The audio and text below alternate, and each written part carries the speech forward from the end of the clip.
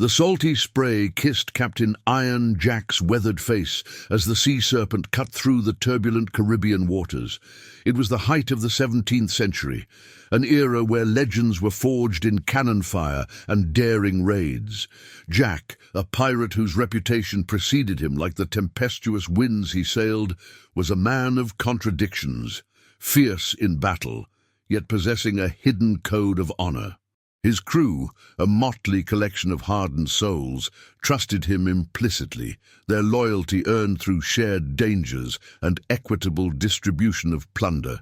The sky darkened with unnatural speed, the azure blue of the Caribbean giving way to an ominous, bruised purple. The waves, once playful, now swelled into monstrous peaks, threatening to swallow the sea serpent whole. This was no ordinary squall. It felt as though the very sea was in an uproar. Amidst the chaos, a faint cry for help, barely audible above the roaring wind and crashing waves, pierced the din.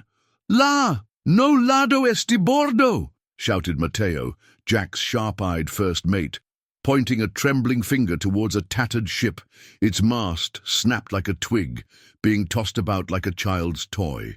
It was a sight that stirred something within Jack, a primal instinct that transcended the pursuit of gold. With masterful skill, Jack maneuvered the sea serpent closer, braving the colossal waves that threatened to capsize them. Through the driving rain they spotted two figures clinging desperately to the ship's shattered railing. Two young women, their fine clothes in tatters, their faces pale with terror. They were clearly not of the sea. Their presence on such a doomed vessel was a mystery. "Prepare the longboat! We're going in!" Jack roared, his voice a beacon of determination against the storm's fury. He, along with Mateo and a few of his most trusted men, braved the raging sea. The rescue was a harrowing ordeal. The pitching deck of the sinking ship made every step a gamble, and the icy water threatened to pull them under, but Jack's strength and resolve were unwavering. He secured the younger girl first, her small frame shaking uncontrollably, then reached for the elder, her eyes wide with fear, but also a flicker of resilience, met his. Back on the sea serpent, wrapped in warm, dry cloaks, the two sisters, Isabella and Sophia, slowly began to recover. Isabella, the elder, with fiery red hair and eyes that held a spark of defiance, managed a weak smile of gratitude. Sophia, the younger, with raven hair and a gentler demeanor, clung to her sister, still visibly shaken. "We owe you our lives," Isabella murmured, her voice raspy but firm. "I am Isabella, and this is my sister Sophia. We were traveling to meet our father, Governor Morales of Port Royal." Jack's eyes narrowed slightly at the mention of the governor. Port Royal was a notorious hub of naval power, and its governor held significant influence. He hadn't expected to find ladies of such apparent high standing in the midst of a shipwreck. "Captain Iron Jack, at your service," he replied, a glint of amusement in his eyes. "It seems fate has brought us together, ladies. You are safe now, aboard the Sea Serpent." He chose not to reveal his true profession, not yet. The sea had a way of revealing truths, and he preferred to let them unfold naturally.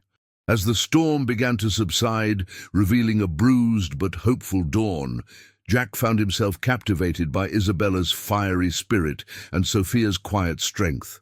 He was a pirate, a man who lived by his own rules, but as he looked at the two sisters, he felt an unfamiliar stirring in his chest, a conflict between his roguish life and the unexpected gentleness they evoked. The voyage to Port Royal, he suspected, would be far more interesting than he had initially anticipated. The Sea Serpent sailed into the bustling harbour of Port Royal, a city teeming with life, commerce, and the ever-present shadow of the Royal Navy. The air was thick with the scent of spices, tar, and the distant clang of blacksmiths' hammers. As they disembarked, Isabella and Sophia, though still bearing the marks of their ordeal, radiated an air of refined grace that turned heads amongst the rougher denizens of the port. Governor Morales, a man of imposing stature and stern countenance, met them on the docks, his relief palpable. He embraced his daughters tightly, his eyes then falling upon Captain Jack, who stood respectfully at a distance. "You have saved my daughters. I am forever in your debt, Captain," Morales declared, his voice resonating with genuine gratitude. "Please accept my hospitality. You and your crew are welcome guests in my home." Jack, accustomed to the rough inns and taverns of pirate havens, found himself ushered into the governor's opulent mansion, a stark contrast to his usual surroundings. The polished mahogany, the gleaming silver, and the presence of servants attending to their every need felt surreal. During the elaborate dinner, Jack found himself engaged in conversation with Governor Morales, discussing naval strategies, trade routes, and the constant threat of rival powers. He spoke with a keen intelligence that belied his rough exterior, earning the governor's grudging respect. Isabella, seated across from Jack, watched him with an unreadable expression. She saw the raw power in his bearing, the sharp intelligence in his eyes, and a certain wildness that both intrigued and unsettled her. Sophia, ever observant, noticed the subtle glances exchanged between her sister and the captain, a silent current flowing between them. As the evening wore on, Governor Morales, emboldened by wine and immense gratitude, made a proposition that stunned Jack and the ladies into silence. "Captain Jack," he began, his voice firm, "you have proven yourself a man of courage and integrity. My daughters are safe, and for that I wish to offer you a reward beyond measure. I propose a marriage pact. Marry one of my daughters, and I will grant you land, titles, and a legitimate position within the king's service.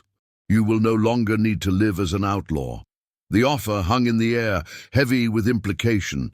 Jack, the notorious pirate, being offered a life of legitimacy and wealth through marriage. He looked at Isabella, her eyes wide, a blush coloring her cheeks. He then glanced at Sophia, who met his gaze with a quiet, knowing look. His mind raced. He was a pirate, a free spirit who answered to no one. The thought of being tied down, of conforming to the rigid structures of society, was anathema to him. Yet the genuine offer, the respect in the governor's eyes, and the unexpected stirrings he felt for Isabella complicated his convictions. Isabella, finding her voice, spoke softly. "Father, this is unexpected." "Unexpected, perhaps, but a generous offer," Morales stated, looking directly at Jack. "What say you, Captain?" Jack met the governor's gaze, then looked at Isabella. He saw a fire in her eyes that mirrored his own independent spirit, a spirit that yearned for freedom. He also saw a vulnerability, a hidden depth that resonated with a part of him he rarely acknowledged.